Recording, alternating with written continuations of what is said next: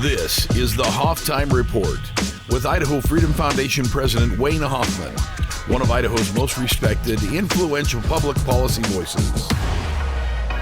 Welcome back. Idaho state officials aren't suing President Joe Biden to block his vaccine mandate. They're doing it because taking the president to court is good politics, red meat for the masses. A phony legal challenge against the Biden administration is the perfect tool for scoring political points and raising boatloads of campaign cash. The latest proof of this political doublespeak came last week from the Idaho State Board of Education. The board voted unanimously to both join a lawsuit against the Biden administration while also complying with the mandate's requirements. Think of it as deciding to go to war while also agreeing to the enemy's terms of surrender. The board's ginned-up excuse for ordering vaccines for university employees and some students, even as the legal drama plays out, is that Boise State University, the University of Idaho, and Idaho State University are considered federal contractors doing federally funded research. Contractors are affected by the Biden vaccine rule, and not complying could potentially result in the loss of money from Washington, D.C. The Biden rule is so awful that anyone with a modicum of clout should want to keep the feds at bay.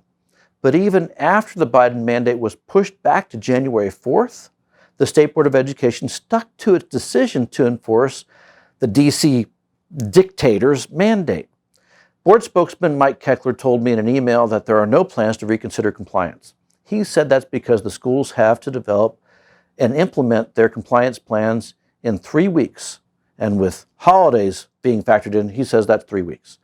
I don't know what calendar they're using in state government these days, but mine says January is about 8 weeks away, not 3. So the board is evidently misunderstanding the point of the chant, "Let's go, Brandon," just saying. In other words, there's plenty of time to sue and also stand firm in defense of university employees and students. State officials just don't really seem to want to. What they really want, and they're not saying it, but what they really want is mass vaccination while giving the appearance of trying to defend liberty and state sovereignty. This is what passes for normal among the so-called leadership in Idaho. Remember that in September, Boise State University announced that it was requiring proof of vaccination or a negative COVID test to get into a Bronco football game. Governor Brad Little, House Speaker Scott Bedke, and Senate Pro Tem Chuck Winder all sat on the proverbial sidelines, if you will, when the state's COVID-19 mandate was announced. They did nothing and said nothing to block the school's effort. BSU later reversed course, citing a shortage of COVID tests, not because anyone ordered the school to stand down. Little also blocked Lieutenant Governor Janice McGeachin's executive order, which would have stopped any state agency from implementing a similar protocol as BSU. While everyone is able to bluster about Biden's vaccine mandates, Little, Bedke, and Winder couldn't muster a single word about a state agency they oversee implementing its own brand of medical tyranny. And then there's the November 15th special session. By the time you see this video, it's probably underway. Bedke wants to reconvene lawmakers to discuss the Biden vaccine mandate only. And the only bills that are expected to be included on the docket are bills that don't really do anything more than prevent the mandate from taking effect. It would not stop state agencies from helping to implement it.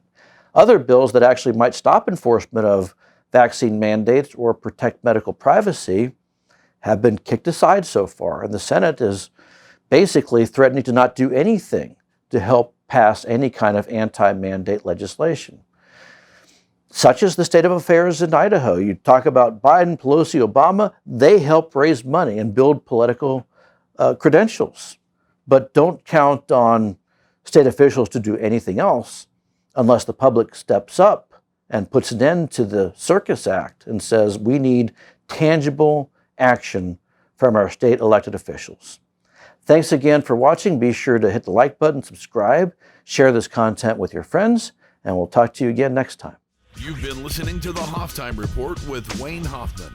Be sure to visit idahofreedom.org for Wayne's articles, IFF research, and show notes from today's episode.